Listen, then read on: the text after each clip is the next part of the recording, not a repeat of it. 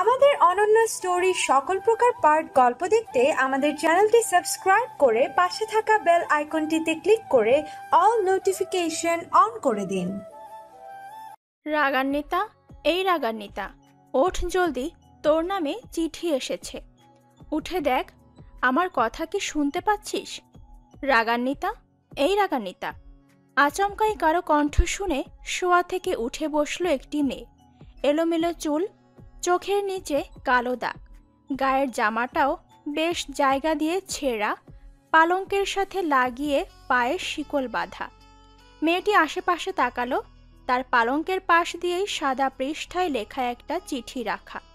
মেয়েটি চিঠিটা উঠালো, এদিক সেদিক দেখলো, চিঠিটা খুলল, সঙ্গে সঙ্গে একটা লেখা দেখলো।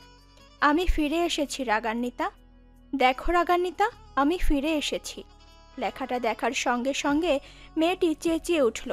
বাবা বাবা বলে চেঁচিয়ে উঠল সে উচ্চ স্বরে। সঙ্গে সঙ্গে আশেপাশের মানুষজন দৌড়ে আসলো, কিন্তু মেয়েটির বাবা আসলো না।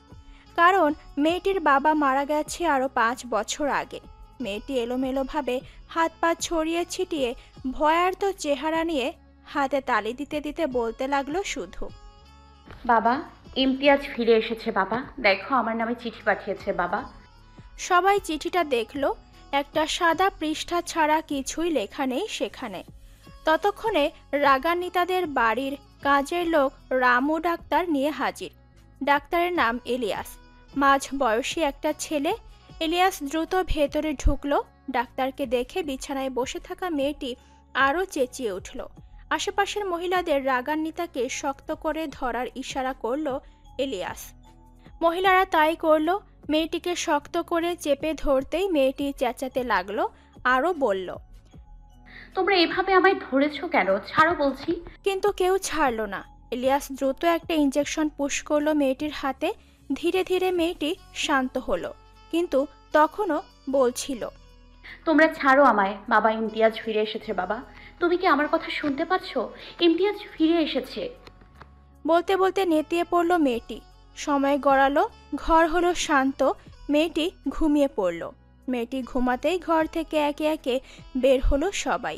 কেউ কেউ বলতে লাগলো, আহারে মায়াডার এমন অবস্থা, আর দেহন যাইতেছে না। বাপ ভাই সব তো মইরা গেল, আর মায়াডাও পাগল হইয়া এমন পইরা আছে। কার যে নজর রাখছিল এই জমিদার বাড়িতে, সব পুরা ধ্বংস করে দিল। সামনে যে কি হইব মায়াডার কে জানে। বলতে বলতে সবাই প্রায় আফসোস করে চলে গেল বাহিরে। শুধু যায়নি ইলিয়াস আর রামু। রামুর চোখ বেয়ে পানি পড়ছে। রাগান্বিতার অবস্থাটায় তার খুব খারাপ লাগছে। আর ইলিয়াস, সেও নীরবে তাকিয়ে রইল রাগান্বিতার মুখের দিকে। মেয়েটার সাথে কি হয়েছিল তা জানার জন্য দিনে দিনে যেন তারই অস্থিরতা আরও বাড়ছে। প্রায় 20 মিনিটের মতো রাগান্বিতার দিকে তাকিয়ে থাকলো ইলিয়াস। হঠাৎ রামু বলল, ডাক্তারবাবু, বাইরে যাইবেন না? ইলিয়াসের হুঁশ আসলো। খানিকটা হতবম্ব হয়ে বলল, যাব, চলো। রামু আর ইলিয়াস বের হলো রাগান্বিতার কক্ষ থেকে। কক্ষ থেকে বেরিয়ে দরজাটা পুনরায় সামনে থেকে আটকে দিল রামু। তালাটা আটকে দিল মুহূর্তেই। রামু তার চোখ মুছল। ইলিয়াস তখনও রামুর পাশে দাঁড়ানো কিছু একটা ভাবছিল। রামুর তালা আটকানো শেষ হতেই ইলিয়াসকে উদ্দেশ্য করে বলল, লন যাই। হাঁটতে শুরু করলো রামু আর ইলিয়াস। হঠাৎ ইলিয়াস প্রশ্ন করলো রামুকে, তোমায় একটা প্রশ্ন করবো রামু? রামুও হাঁটতে হাঁটতে জবাব দিল, কন? রাগান্বিতার সাথে কি হয়েছিল রামু? রামু দাঁড়িয়ে পড়ল। রামুকে দাঁড়াতে দেখে ইলিয়াস আবার প্রশ্ন করল, কি হলো রামু? আমায় বলো। গত 5 বছর যাবৎ থেকে আমি রাগান্বিতার চিকিৎসা করছি। এখনো জানতে পারিনি রাগান্বিতার সাথে ঠিক কি হয়েছিল। আমি তো শুনেছি মেয়েটা আগে এমন ছিল না। তাহলে 5 বছর আগে কি এমন ঘটলো যে মেয়েটা এমন পাগল হয়ে গেল? আর ইমতিয়াজই বা কে? রামু জবাব দেয় না, শুধু থরথর করে এতটুকু বলে, এসব কিছু আমি জানি না ডাক্তারবাবু। তুমি মিথ্যে বলছো রামু। তুমি রাগান্বিতাদের বাড়ি আরো 10 বছর থেকে কাজ করছো। তাহলে তুমি কিভাবে জানো না? আমায় বলো, আমি শুনতে চাই এই জমিদার বাড়ির ঘটনা। সবাই বলে কার নাকি নজর লেগেছিল এই জমিদার বাড়িতে। এটা কি সত্যি?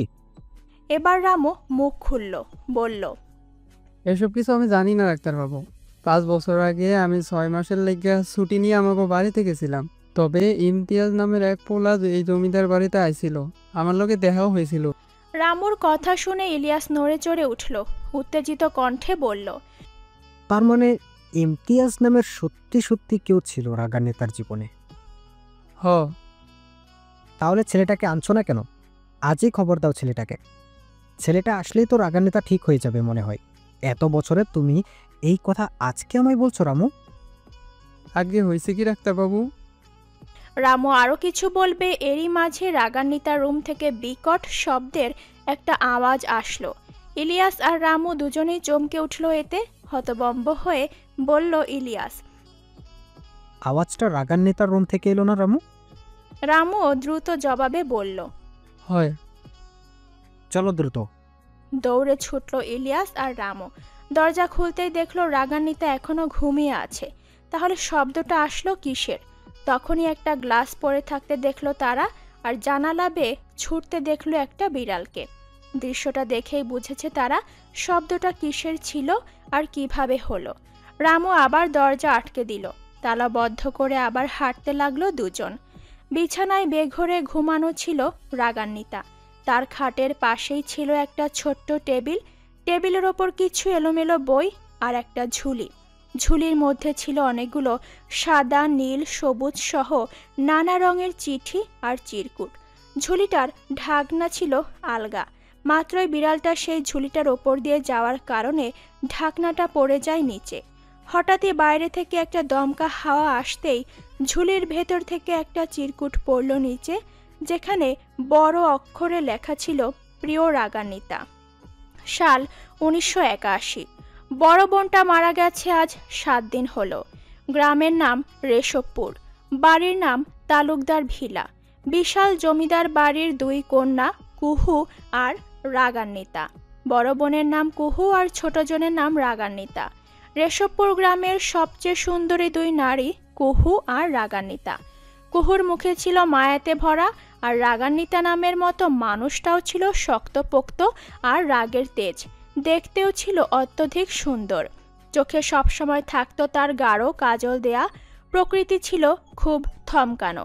গাছের শুকনো পাতায় ভরপুর বাড়ির আঙিনা উঠান।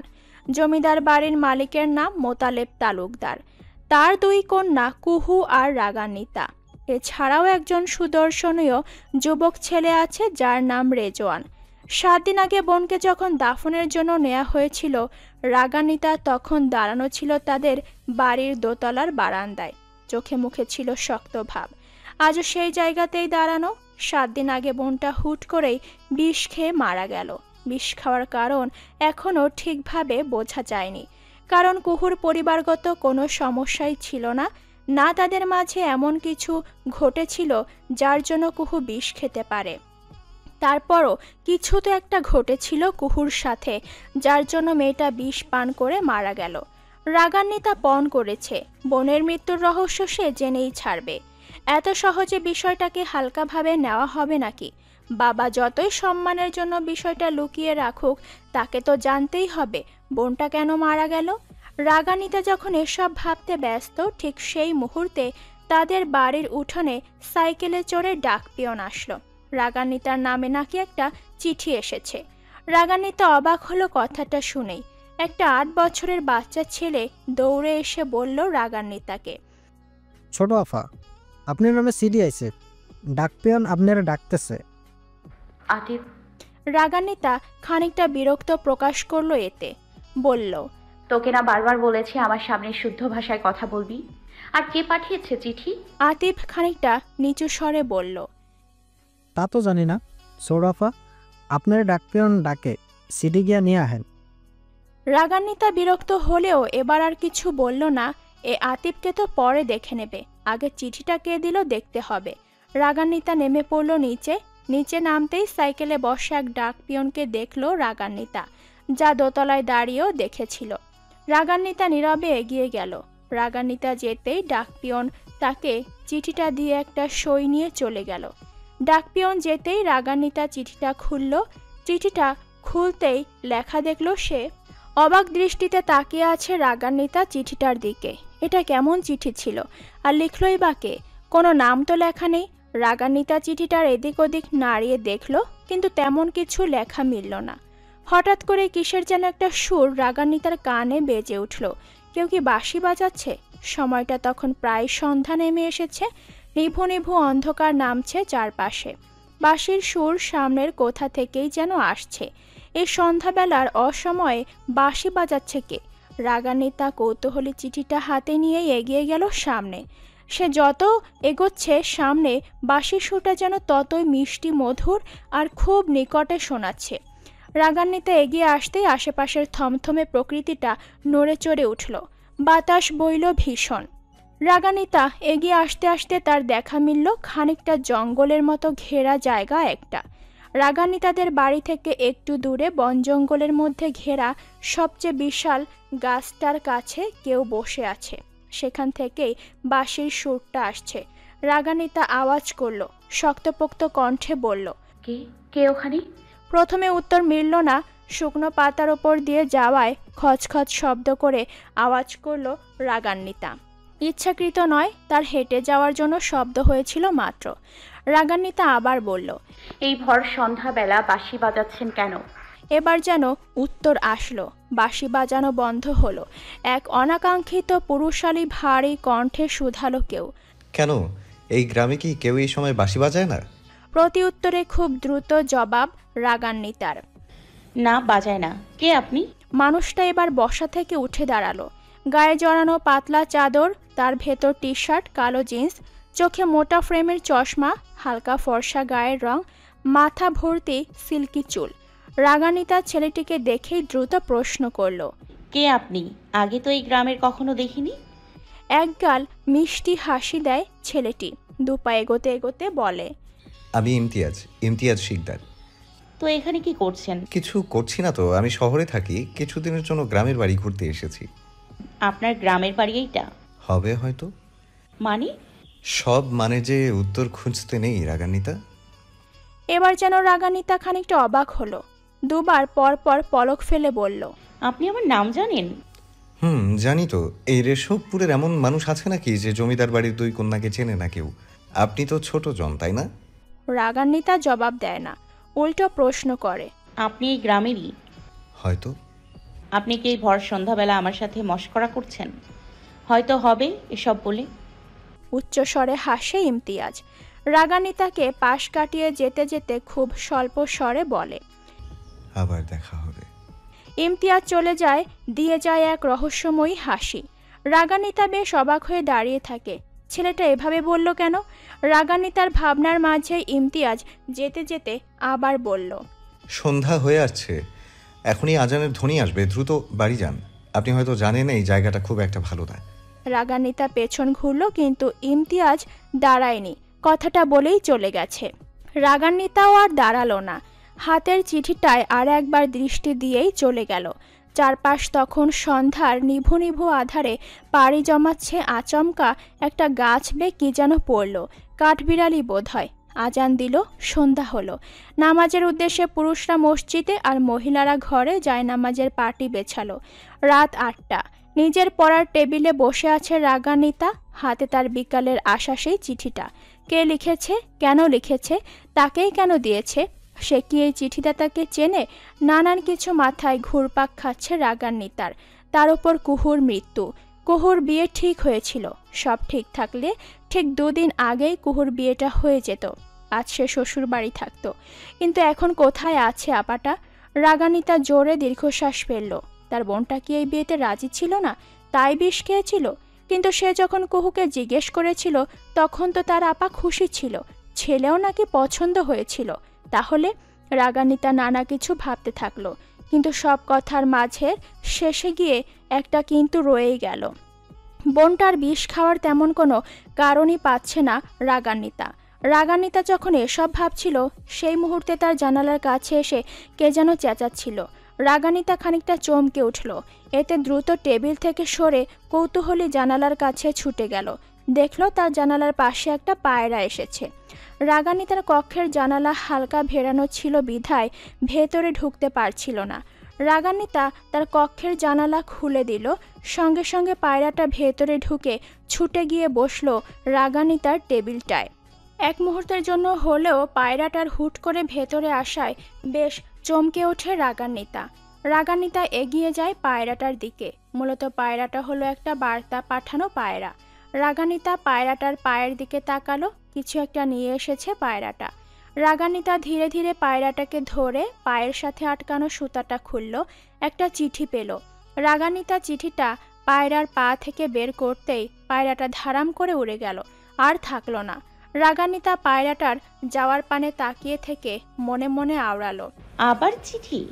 রাগান্বিতা চিঠিটা খুলল, সঙ্গে সঙ্গে ভয়ে চেঁচিয়ে উঠল, কারণ তাজা রক্তের গন্ধ পেয়েছে রাগান্বিতা। রাগান্বিতা ঘাবড়ে গিয়ে দুপা পিছিয়ে যায়, তার সমস্ত শরীর ভয়ে কেঁপে ওঠে। এভাবে রক্তে মাখানো কাগজ কে পাঠালো তাকে? এরই মাঝে বাহির থেকে চেঁচানো আওয়াজ শোনা গেল, খুন খুন বলে কারা যেন চেঁচাচ্ছে। রাগান্বিতা চিঠিটার দিকে এক পলক তাকিয়ে দ্রুত ছুটে গেল বাইরে। শয়নকক্ষ থেকে তখনই বের হলো রাগান্বিতার বাবা আর ভাই রেজওয়ান। তারাও এগিয়ে যেতে লাগলো বাড়ির বাইরে। জমিদার বাড়ির উঠোনে ভিড় পড়েছে আবার। পাশের গ্রামের রমিজউদ্দিনের ছেলে মুরতাসিন নাকি খুন হয়েছে। কে বা কারা যেন চাকুর আঘাতে ক্ষতবিক্ষত করে দিয়েছে তার শরীর। রক্ত গড়াগড়ি খাচ্ছে জমিদার বাড়ির উঠোনে। রাগান্বিতা বাড়ির সদর দরজার সামনেই দাঁড়িয়ে থাকলো। উঠানে নামলো রেজওয়ান আর তার বাবা। মোতালেব তালুকদার জিজ্ঞেস করলো, এসব কি করে হলো? মোতালেব তালুকদারের কথা শুনে একটা বুড়ো লোক এগিয়ে এসে বলল, তালুকদার সাহেব, সন্ধ্যা হলেই মনে হয় এই ঘটনা ঘটছে। ওই যে আমনে গো বাড়ির সামনে যে জঙ্গলটা আছে না, হেয়ানে পোলা ডারে কেটা যেন মাইরা থুইয়া গেছে। লাশটা আগে দেখলো কে? একটা ছোট্ট বাচ্চা এগিয়ে এসে বলল, আমি দেখেছি। সবাই অবাক হয়ে তাকিয়ে রইল, কারণ ছেলেটা মিথ্যে কথা বলছে। দেখেছে ছেলেটির বাবা মিন্টু মিয়া, সবাই তাই জানে। মিন্টু মিয়া ছেলের মুখ চেপে ধরে বলল, তালুকদার সাথে ওর কথায় কিছু মনে করেন না, পোলাটা অনেক বদমাশ হয়েছে। আমি আগে দেখছি লাশটা। মোতালেব তালুকদার মিন্টুর প্রথম কথায় বেশি গুরুত্ব দিলেন না, পরের কথার প্রতি উত্তরে বললেন, তুমি 8টা বাজে ওই জঙ্গলে কি করতে গেছিলা মিন্টু? মিন্টু ঢোক গিলে বলল, আমার ছোট মেয়েরা বিয়ালে ওইদিকে গেছিল, একখান জুতা হালাইয়া থুইয়া আইছিল। ওইটা খুঁজতেই গেছিলাম। মাইয়াটা অনেক কাঁদতেছিল, তাই বাধ্য হইয়া গেছিলাম তালুকদার সাহেব। তখনই বড় বট গাছের লোকে ওই পোলাটারে দেখছি। এরপর হগুলের ডাক্কা ইন্না নিয়ে আনলাম পোলাটারে। মোতালেব কিছু বলল না এতে। অনেকক্ষণ ভেবে বলল, পোলার বাপেরে খবর দিছো কেহ? একজন এগিয়ে এসে বলল, হ তালুকদার সাহেব। এদিকে রাগান্বিতা ভাবছে অন্য কিছু। মুরতাসিনরে কেউ কেন মারল, আর তার কাছে আসা রক্তে ভেজা কাগজটা এটাও বা কে দিল? আচ্ছা, দুইটা ঘটনার পেছনে একটা মানুষেরই হাত আছে নাকি?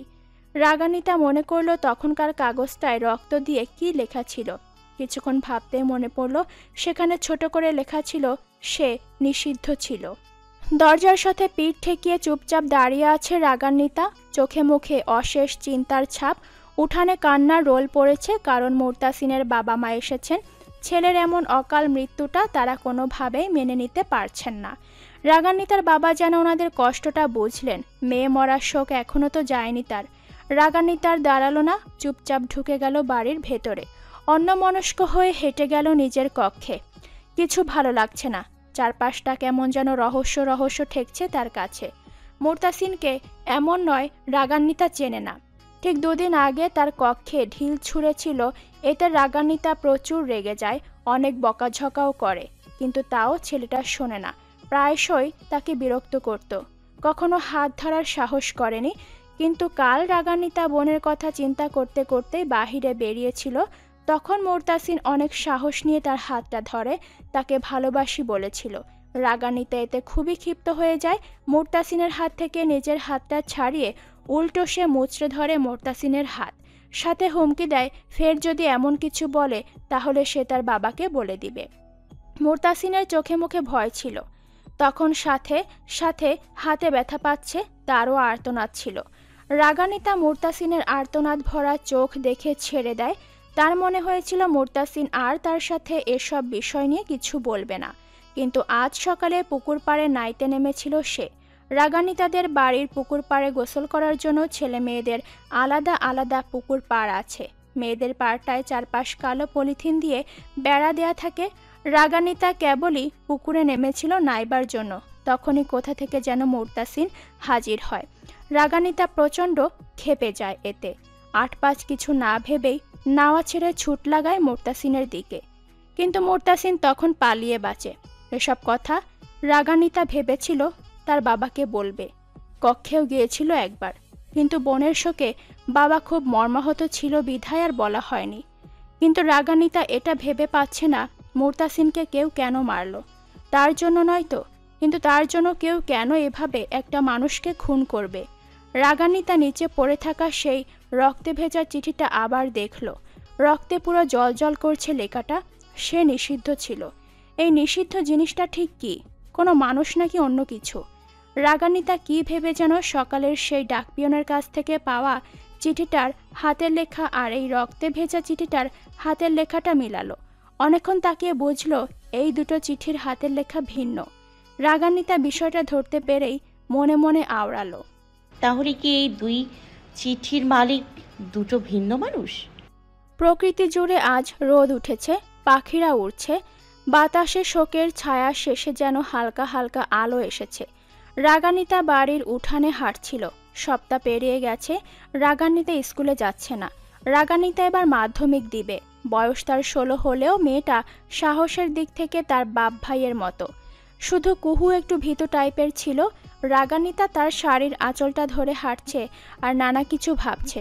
হঠাৎই রাগান্বিতার কি যেন একটা মাথায় আসলো। সে এগিয়ে যেতে লাগলো কালকের সেই জঙ্গলটার দিকে।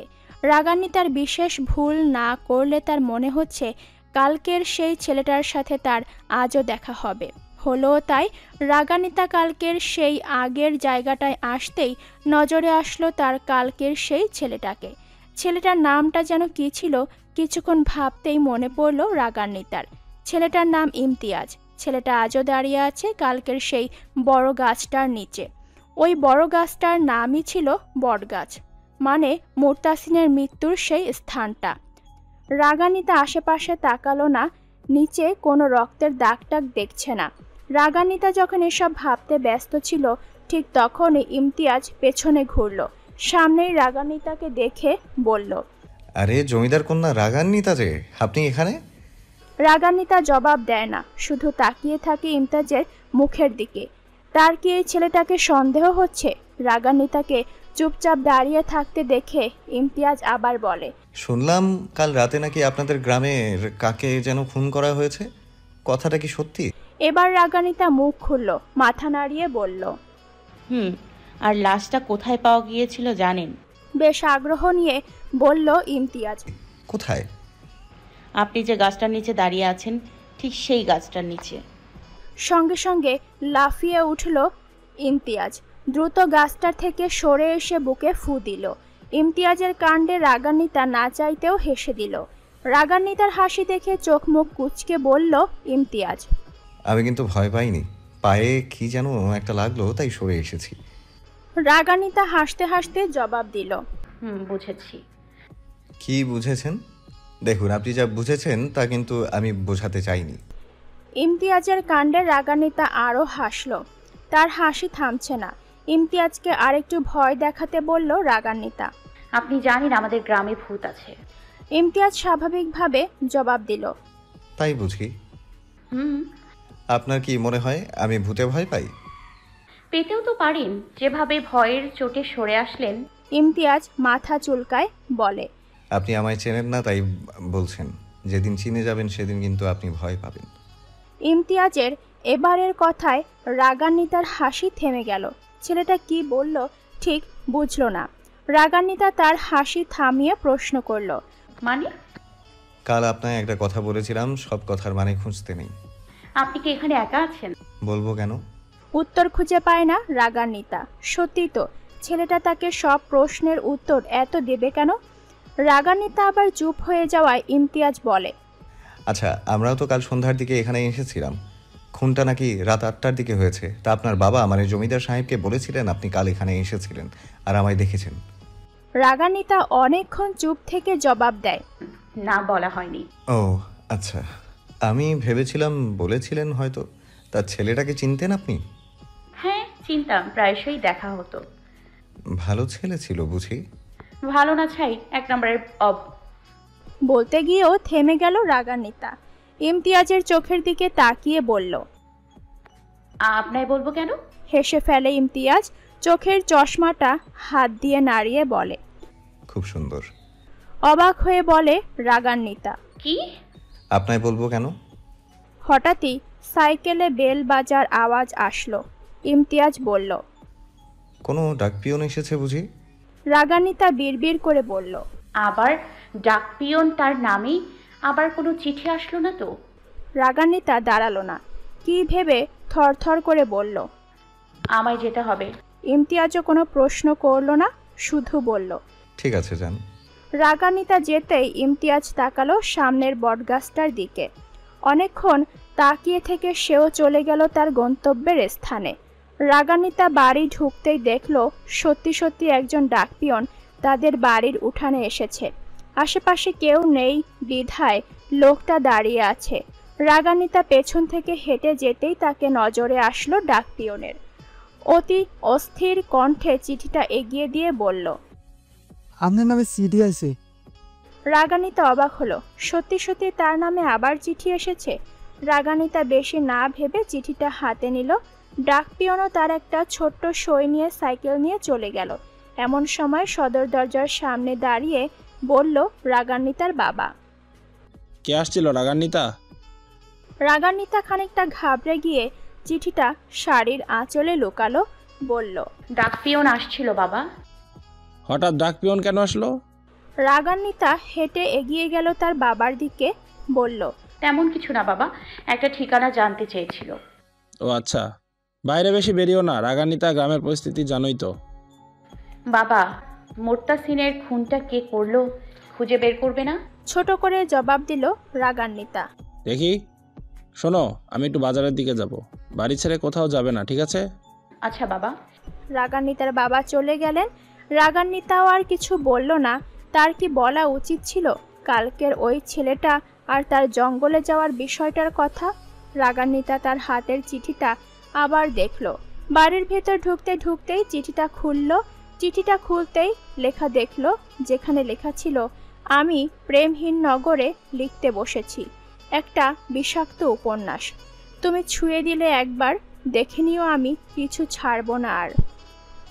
নিজের রুমের বিছানায় বসে আছে রাগান্বিতা। তার সামনেই খাটের উপর পড়ে আছে তখনকার চিঠিটা। রাগান্বিতা বুঝছে না পরপর দুদিন তার সাথে এসব হচ্ছেটা কি। এমন চিঠিগুলো সব পাঠাচ্ছে কে? যে পাঠাচ্ছে সে কি তাকে চেনে? জেনে শুনে এসব পাঠাচ্ছে কি? কিন্তু রাগান্বিতার কেন কাউকে মনে হচ্ছে না এসব সে পাঠাতে পারে? কে হতে পারে যে তাকে এসব পাঠাচ্ছে? নানান প্রশ্ন রাগান্বিতার মাথায় ঘুরপাক খাচ্ছে, কিন্তু উত্তর যেন কোনোভাবেই মিলছে না। রাগান্বিতা বিছানা ছেড়ে উঠে দাঁড়ালো, রুমের মধ্যে পায়চারি করতে লাগলো বারংবার।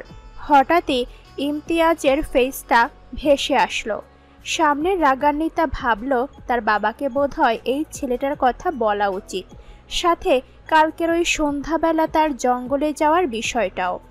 এই ইমতিয়াজ ছেলেটাও কেমন যেন অদ্ভুত, কিছু জিজ্ঞেস করলে ঠিকভাবে উত্তর দেয় না, খাপছাড়া টাইপের। তবে ছেলেটার হাসি না চাইতেও আনমনে হেসে ফেলল রাগান্বিতা। পরক্ষণে নিজের মুডটা ঠিক করলো সে, বিড়বিড় করে বলল। এসব কি ভাবছিস রাগান্বিতা? হঠাৎই বাইরে শোরগোল শোনা গেল। রাগান্বিতা চমকে উঠল, আবার পলক ফেলে বলল। আবার কি হলো? রেজওয়ানের মাথা ফেটে গেছে। মাথা ফেটে রক্ত বের হচ্ছে অনেক। রাগান্বিতা ভাইয়ের এমন অবস্থা দেখে দৌড়ে আসলো, হতবম্ব কণ্ঠে বলল। দাদা ভাই, এসব কি করে হলো? রেজওয়ান আশেপাশে তাকিয়ে বলল। পড়ে গিয়েছিলাম। রেজওয়ানের কথার মাঝে গ্রামের একজন লোক তালিবুল ইসলাম বলল। আমি ক্ষেতের জমিতে চাষ করতেছিলাম, হঠাৎ দেখি রেজওয়ান সাহেব মাথায় হাত দিয়া কেমন যেন ঝিমাইতে ঝিমাইতে হাঁটতাছিল। একটু ভালোভাবে তাকাইতেই দেখি মাথা দিয়ে রক্ত পড়তাছে, তাই হওয়ালে নিয়ে আইলাম। তালিবুলের কথা শুনে রাগান্বিতাও কৃতজ্ঞতার সাথে জানালেন, আপনার ধন্যবাদ চাচা। ঠিক আছে, আমি তাহলে যাই এখন। জি চাচা। তালিবুল চলে গেলেন, সাথে আরো 2-4 লোকও। সবাই যেতেই রাগান্বিতা রেজওয়ানকে ধরে ধীরে ধীরে বাড়ির ভেতরে নিয়ে গেল, বলল, খুব ব্যথা পেয়েছো তাই না দাদা ভাই? রেজওয়ান মাথায় হাত রেখে বলল, একটু। রেজওয়ানকে তার রুমে নিয়ে গিয়ে বসিয়ে দিল রাগান্বিতা। তারপর আতিফকে পাঠালো ডাক্তারকে আনানোর জন্য। ডাক্তার আসার আগে একটা কাপড় আর পানি দিয়ে দ্রুত ভাইয়ের রুমে আসলো রাগান্বিতা। রেজওয়ান তখনও মাথায় হাত দিয়ে বসা ছিল বিছানায়। রাগান্বিতা এগিয়ে এসে বসলো তার ভাইয়ের পাশ দিয়ে, বলল, এবার সত্যি করে বলো তো দাদা ভাই, এসব কি করে হলো? রেজওয়ান তার বোনের দিকে তাকিয়ে বলল, আমি সত্যিই পড়ে গেছিলাম। আমায় মিথ্যা বোঝাতে এসো না দাদা ভাই, তাড়াতাড়ি বলো কি করে হলো। কারোর সাথে মারপিট করেছো? উত্তরে নাবোধক মাথা নাড়ায় রেজওয়ান। ভাইয়ের উত্তর পেয়ে রাগান্বিতা আস্তে করে কপাল থেকে ভাইয়ের হাতটা ছাড়িয়ে আনে। বেশ জায়গা দিয়ে রক্ত বের হচ্ছে কেটে। রাগান্বিতা আঘাতের অংশটুকু ছেড়ে তার আশেপাশের জায়গাটা ধীরে ধীরে পানি দিয়ে পরিষ্কার করতে থাকে। হাতে লেগে থাকা রক্তটুকুও মুছতে মুছতে বলে,